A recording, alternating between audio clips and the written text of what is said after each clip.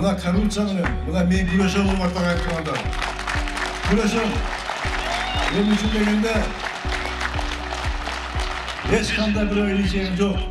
Мына президентибиз буну катуу баштаган 2 жылдан баштап 7-ден ашык иш козголду. 500-ден ашык чиновниктерге жогорку эшелондогу орто иштер козголуп, жоопко тартылды. Асты билесиздер мына кирип чыкты. Мына ушуш уланат. Бул катууланат. Мыйзамдарга өзгөртүүлөр киргизилет. Буюрса, күчөтүлөт. Жоопкерчиликке тартуу боюнча. Кыргызстандын президенти Сооронбай Жээнбековдун президенттик мөөнөтүнүн эң приоритеттүү багыты болуп коррупция менен күрөшүүнү улантуу саналат. Бул күрөштүн башкы маңызы мыйзам алдында баары бирдей болот. Бийлик таза болмоюн, өлкө өнүкпөйт. Байыртан ата-бабаларыбыз эл башкарып, журт башына көтөрүлгөн уулдарына бир адамды башкарсаң да өзүңдө 1000 адамдык тазалыкты алып жүр деп айтышкан. Жетекчи болом дегендер өзү таза болсун. Ыймандуу бийде тууган жок. Тууганды бийде ыйман жок деген ата-бабаларыбыздын сөзүн эсибизден чыгарбайлы.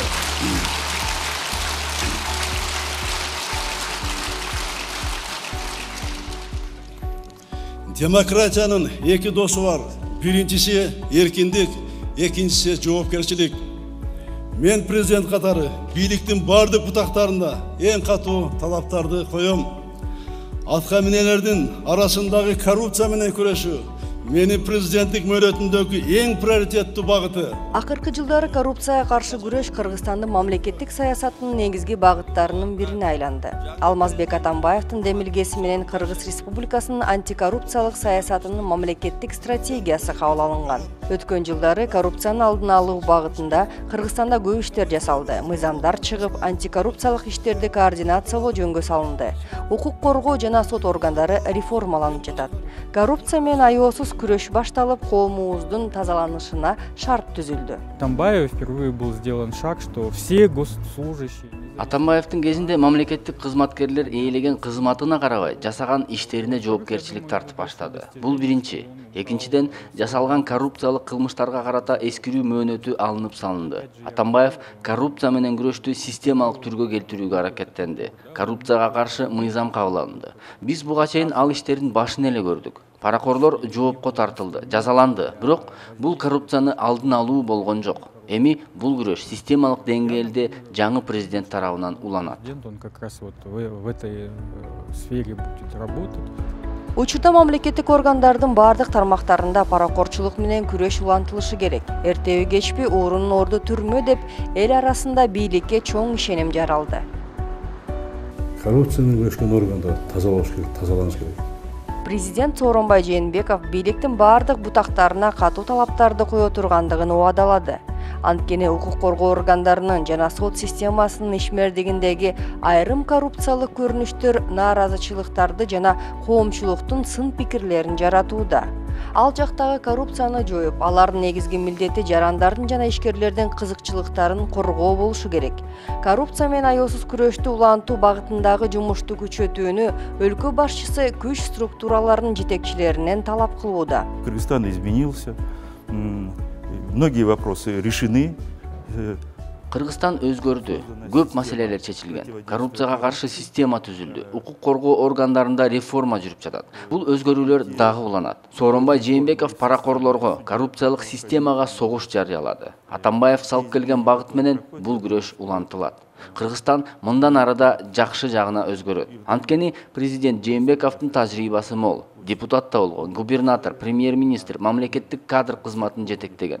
Ошондуктан бул күрөштүн жыйынтыгы оң болот деп ойлойм. Директором госкадровой службы и так далее. Я думаю, что многие результаты будут положительны. Укук коргоо жана күч органдарынын кызматкерлери коррупциялык ишмердикке аралашуусуна жол бербеш керек. Бул мамлекеттик бийликтин коомчулук алдындагы кадыр баркына, мыйзамдын үстөмдүгү принциптерине доо кетирип, өлкөдөгү демократиялык өзгөрүштөрдү артка тартып турат. Укук коргоо органдарынын системасын коррупциясыз кыла турган механизмдерди иштеп чыгып, ишке киргизиш керек. Прокуратура мамлекеттик структуралардагы коррупцияга каршы тынымсыз күрөш жүргүзүп, мыйзамдуулуктун жана укук тартибинин сакталышын катуу көзөмөлдөп, коомдун укуктук негиздерин коргоого милдеттүү.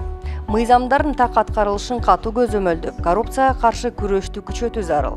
Февраль айында өтө турган коопсуздук кеңешинин отурумунда коррупция темасы негизги темалардан болот. Состоялось рабочее совещание с участием президента Кыргызской республики Сооронбай Шариповича Жээнбекова.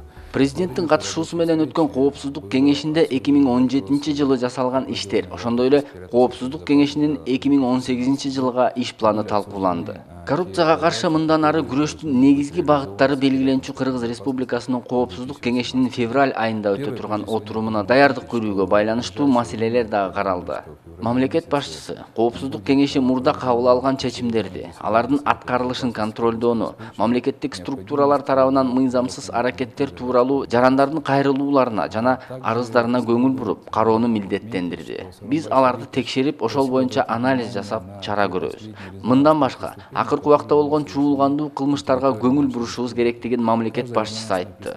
Ал президенттин жана биздин контролдо болот. Мониторится и будут периодически докладываться о результатах работы по раскрытию этих преступлений непосредственно Сооронбай Шариповичу. Башталган ишти улантуу менен бирге мамлекет күрөштүн экинчи этабына киришет. Укук коргоо, көзөмөл жүргүзүү жана сот органдарындагы мамлекеттик жана муниципалдык органдардагы кызматкерлердин катарын тазалап, колу туткактарынан арылабыз. Коррупцияга каршы аракеттенүүдө мыйзамдын бекем сакталышы, адилеттүүлүк жана мыйзам бузгандарды сөзсүз жазалоо негизги принциптерден болууга тийиш. Эми мамлекеттик жана муниципалдык кызматтардын көпчүлүгүн электрондук форматка өткөрүүнү тездетүү керек. Башкарууну автоматташтыруу биринчи кезекте коррупцияга урулган сокку болот. Ошондуктан таза коом улуттук программасын ишке ашыруу өтө маанилүү. Ошону менен бирге мамлекеттик жана муниципалдык кызматкерлердин укук коргоо, көзөмөлдөө жана сот органдарынын кызматкерлеринин кирешесин ачыкка чыгаруу механизмдери киргизилет. Жок, Кыргызстан башка өлкө болуп калды. Дүйнөгө кадыр барктуу өлкө болуп калдык биз. Жаңы таза коом деп атабыз мына.